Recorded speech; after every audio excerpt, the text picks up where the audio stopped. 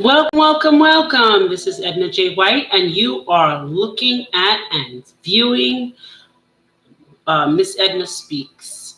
And today I'm going to talk about free yourself from self-sabotage. And everybody is talking about it, and everybody is talking themselves out of it. That's so funny. But anyway, wanted to talk to you about self-sabotage. Perfect example in myself. When I first started writing books, I did not release any of the books. So by the time I realized that I had written so many books or was ready to come out with my new books, I had 7 books completed. And the funny thing was, I didn't even remember writing it like that. I was like, wow, this is over a large period of time. So, where does my self-sabotage come in at? The minute I wrote something, I said, oh, they don't want to hear this. Nobody wants to hear what I have to say. It's not really important. And that goes right back to our past, where what I said was not valid, was not validated by anybody. So, of course, I talked myself right out of someone being helped, someone being changed, myself being free to be able to speak about it and not be pained about it.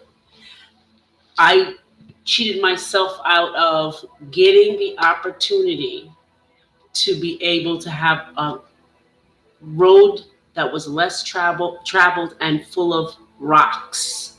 So my journey was a little bit rockier because of not having the experience and sharing the experience. So you get that? You got it. Okay. So free yourself from self-sabotage. I have 7 ways, but I'll give you just a few. I don't want to keep you too long today. So 1 is recognize that you are sabotaging yourself and your happiness. Well, back to my book story. I didn't know how happy and how helpful I would be to someone else. So while I talked myself out of sharing my first print with anybody, I talked myself out of my happiness. And remember I said about the journey and how it had more rocks and more turns. And okay, so I talked myself into a journey that was not well traveled, but had more things, obstacles I had to go through. That's the word, to go the obstacles. So in order to release this problem, because it is a problem, and I'll tell you why. It's a problem because ego shows up in this situation. Yes, I know. You think that humbleness is being hurt and damaged like a wounded animal. No, that's not humble. Humble is knowing something totally different. But so you were downtrodden. You were more or less like, I just can't do it anymore. It's, you had no hope. You was at the lowest level. So in order to release that problem, we have to first be aware that we have a problem. So how do we do that? Consider this. If you've ever talked to yourself like this, my idea is not good. If you ever use the word not in a sentence towards yourself, that means you self-sabotage. So the other way would be at the end of it, the whole situation, you were not happy and you didn't get the effect that you were hoping for. Lesson. Okay? So you got it in the beginning and you got it in the end. So now we recognize both sides now. Okay? Are you your worst own enemy? Look in the mirror. Oh boy, look at that. Look at that. Look at that. Look at that. Look at this. Look at that. Then you pretty soon you have makeup all over, and then you're concerned about something else, and then you go on and pretty soon it's your whole body. So you're the worst own enemy when all it was just a mole, which I have a lot of those anyway. So you are your worst own enemy. You deal with denial, and accept that you let yourself down in some ways. So, how do you deal with that denial? I don't do that. Everybody does that. Oops, did I say that? You said it. So denial is that denying that I don't have the problem. I'm trying to help everybody. I'm trying to do everything for everybody. Self-sabotaging. Okay? So you self-sabotage by denying and not accepting. So now in order to get rid of it, you have to not deny and accept. And then you will find something happy at the end. Accepting is the first step to dealing with self-sabotage. So acceptance is your ego comes down, because when you're not accepting it, your ego's up. So don't deny it, accept it, recognize and accept. I did that. I'm hurt myself. Now what do I do? 2, identify the ways in which you self-sabotage. I guess if everyone's a different type that likes a different type, I guess self-sabotage would be it. So, like Dr. Phil always says, there's a payoff. What are you getting at the end of all of this? There's a payoff for your negative behavior, whether it be attention, message, or whether it be something on the negative side, which still could be in attention. Bad or good in attention. Okay, perfect. Okay, so whatever you're engaged in that gets you a payoff or for a negative behavior, whether it being, I'm not going to eat my cereal today. If my daughter fixed me breakfast, I did ask for cereal. I'm going to sit here and say, I don't want it now. So what is that? Then she gives me all the attention. She's talking to me, or she's yelling at me. One or the other. It's still attention.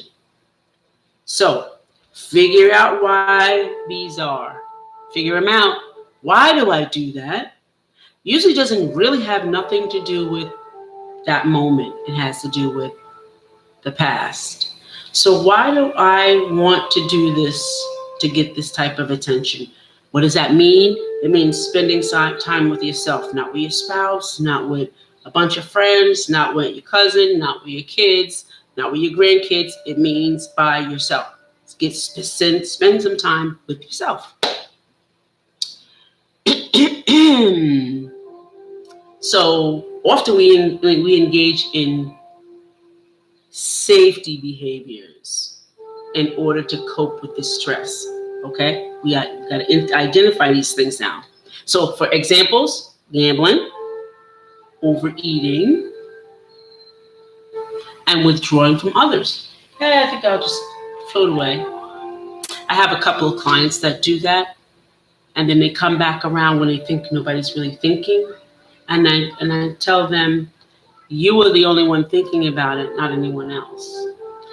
So you're your worst own enemy. So I want you to identify those behaviors, the things that you withdraw, you gamble, you do something over excessive outside of yourself because you don't want to deal with you. So it even could be working. It could also be exercising. It can also be too much of anything to the excess, or volunteering. Oh, that's another one. It's a big one. Very much so working. Okay? Or just an intense